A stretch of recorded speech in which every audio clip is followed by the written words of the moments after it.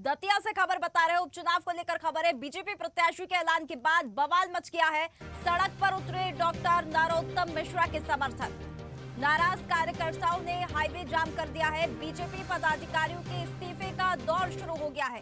BJP जिलाध्यक्ष समेत सभी पदाधिकारियों ने इस्तीफा दे दिया है। दतिया नगर पालिका के सभी पार्षदों ने भी इस्तीफा दिया। राजधानी भोपाल में बड़े प्रदर्शन की तैयारी में है नरोत्तम मिश्रा के समर्थक। अधिक जानकारी के लिए हमारे साथ एसोसिएट एडिटर अरविंद सिंह चौहान जुड़ गए हैं। अरविंद जी, डॉक्टर नरोत्तम मिश्रा के जितने भी समर्थक हैं, सभी कार्यकर्ता सड़क पर उतर आए हैं और जो इस्तीफा है उसका दौर अब शुरू हो गया है। नगर पालिका के सभी पार्षदों ने इस्तीफा दे दिया है। क्या हालात देखने के लिए मिल रहे हैं? तो देखा जाए जिस तरीके से राजनीतिक गतिविधियां अचानक से चेंज हुई हैं दतिया की, तो उससे ये संभावना व्यक्त की जा रही थी कि अगर नरोत्तम मिश्रा को टिकट नहीं मिला तो दतिया में कहीं ना कहीं भाजपा कमजोर होगी। वही वजह है कि जैसे ही नरोत्तम मिश्रा का टिकट काटकर अविनाश तिवारी को टिकट दिया गया, तो जितने भी नरोत्तम मिश्रा के समर्थक थे उन्होंने आनंद फानंद में जाकर सबसे पहले तो जो मार्केट था दतिया का वो पूरा बंद हुआ, और जो व्यापारी थे उन्होंने स्वतः दुकानें बंद कर दी। उनका कहना यह था कि जिस तरीके से पिछले 15 सालों में डॉक्टर नरोत्तम मिश्रा ने दतिया का विकास किया है, अभी तक ऐसा विकास हुआ ही नहीं है। चाहे यूनिवर्सिटी हो, चाहे वो मेडिकल कॉलेज हो, सारी सुविधाएं और विकास के सारे रास्ते दतिया के खोल दिए गए हैं। इसके बाद टिकट न देने का कारण समझ में नहीं आया, क्योंकि अब बात करें 2008, 2013, 2018 बराबर 3 बार दतिया की जनता ने नरोत्तम मिश्रा को वहां से विजय सीट दिलाकर विधानसभा में भेजा था। और अभी बात करें 2023 की, तो उन्हें हार मिली थी, 7,000 के लगभग वोटों से भी हारे थे। तो एक बार की हार 3 बार पर भारी कैसे पड़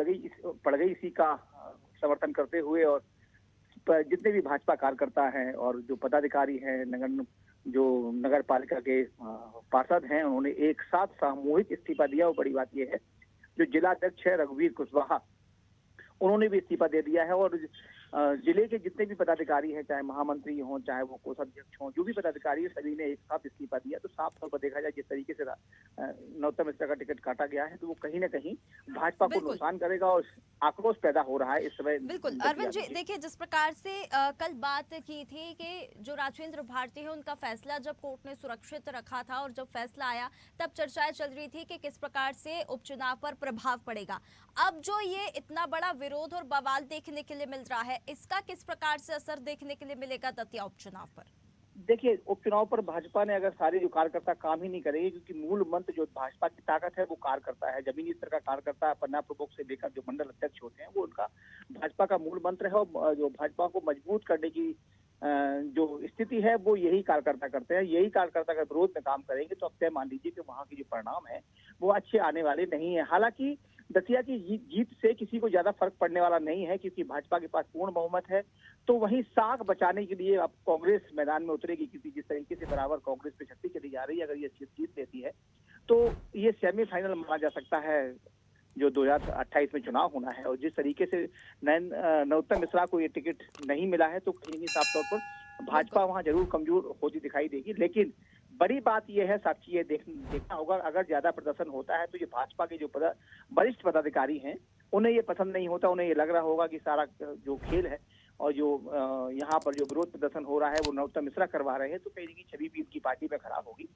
उन्हें ये चाहिए कि जो एक डर फिर बीजेपी को सताएगा कि पार्टी की जो छवि है वो धूमिल ना हो जाए। जिस प्रकार से आपने भी जानकारी दी कि अब कांग्रेस भी अपना दमखम तो लगाएगी ही लगाएगी। लेकिन एक और बात यहाँ पर है, अगर हम उस बात को दरकिनार कर दें कि इससे क्या फायदा होगा, क्या प्रभाव पड़ेगा, लेकिन जिस प्रकार से हम देखते हैं कि भाजपा की जो नीति रहती है उनका यही हमेशा कहना रहता है कि शीर्ष नेतृत्व उनके इसमें फैसला लेता है, जो भी फैसला होता है जमीनी स्तर पर। अब ये फैसला अगर बीजेपी ने लिया है, आशुतोष तिवारी को उम्मीदवार बनाया है, डॉक्टर नरोत्तम मिश्रा को नहीं बनाया है, तो कार्यकर्ताओं में जो आक्रोश देखने के लिए मिल रहा है, तो मतलब कार्यकर्ता शीर्ष नेतृत्व का भी विरोध कर रहे हैं बीजेपी के ही। देखिए, साफ तौर पर जिस तरीके से बराबर पिछले अगर एक दशक की बात करें, जब 10 से 15 सालों की, तो बराबर भाजपा नए नए एक्सपेरिमेंट करती चली आ रही है। आपने देखा राष्ट्रीय अध्यक्ष उनके नितिन नवीन है, मात्र 45 साल की उम्र उनकी है। इसके साथ बात करें, अभी राज्यसभा चुनाव हुआ, वहां भी उन्होंने बिल्कुल ऐसे नाम दिए जो किसी को कल्पना भी नहीं की जा सकती थी। इसके साथ ही उलट फेर की जो स्थिति रही, सबको ये लग रहा था कि ये खाली औपचारिकता है। नरोत्तम मिश्रा का टिकट तो फाइनल ही है, लेकिन जिस तरीके से टिकट काटा गया है, क्योंकि दतिया में 2008 से पहले दतिया में कोई भी विकास नहीं था, ये सभी लोग जानते हैं। पूरे प्रदेश में अगर कहीं किसी जिले में बेहतर विकास हुआ, सबसे ज्यादा विकास हुआ है, अगर नंबर दिया जाए तो आप तय मान लीजिए कि दतिया में बेहतर विकास हुआ है। और शिक्षा के साथ साथ, स्वास्थ्य के साथ साथ, आप मेडिकल कॉलेज वहाँ है, यूनिवर्सिटी वहाँ है, एयरपोर्ट एरोड्रोम वहाँ पे बना दी, एयर पट्टी वहाँ पे बना दिया गया है। तो ये बहुत सारे काम नरोत्तम मिश्रा ने किए हैं और इसी के दम पर वो चुनाव मैदान में थे।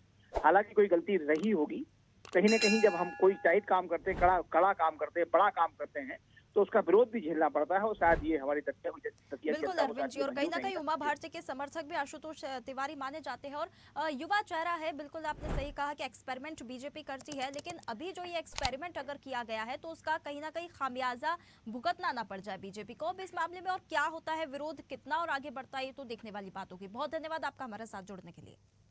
ताज़ा खबरों के लिए लाइक, फॉलो और यूट्यूब पर सब्सक्राइब कर बेल आइकन दबाएं। साथ ही हर अपडेट के लिए विजिट करें स्वदेशलाइव.com।